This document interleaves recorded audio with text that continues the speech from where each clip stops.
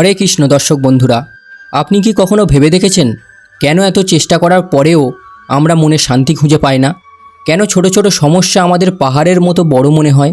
উত্তরটি লুকিয়ে আছে শ্রীকৃষ্ণের সেই অমৃত বাণীতে। আজ আমরা কেবল বাণী শুনব না, গল্পের ছলে বুঝব শ্রীকৃষ্ণ কিভাবে আমাদের বর্তমান জীবনকে সহজ করতে শিখিয়েছেন।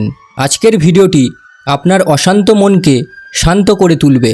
একদিন এক শিষ্য শ্রীকৃষ্ণকে জিজ্ঞাসা করলেন, প্রভু, দুশ্চিন্তার বোঝা থেকে মুক্তি পাব কিভাবে?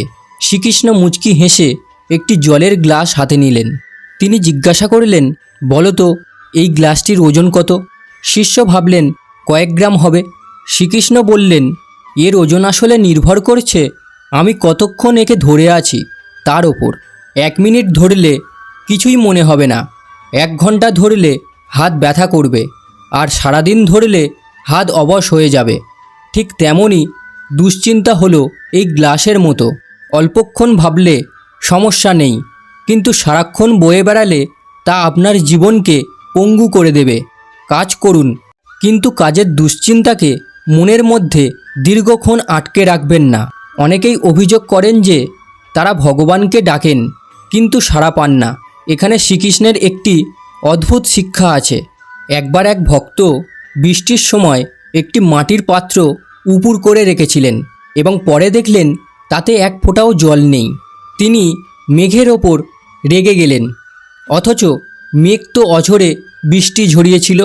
সমস্যা মেঘের ছিল না, সমস্যা ছিল পাত্রটি উপুর হয়ে থাকার।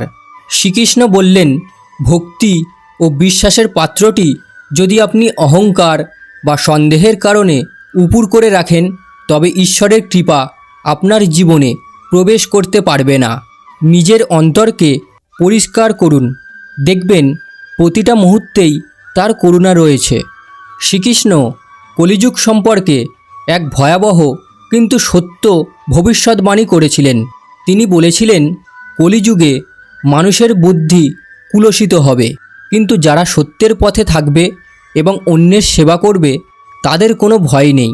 আপনার জীবনের কঠিন পরিস্থিতি আসলে আপনার ধৈর্যের পরীক্ষা। শ্রীকৃষ্ণ শিখিয়েছেন পরিস্থিতির শিকার না হয়ে পরিস্থিতির মোকাবিলা করতে হয়। হরে কৃষ্ণ, রাধে রাধে।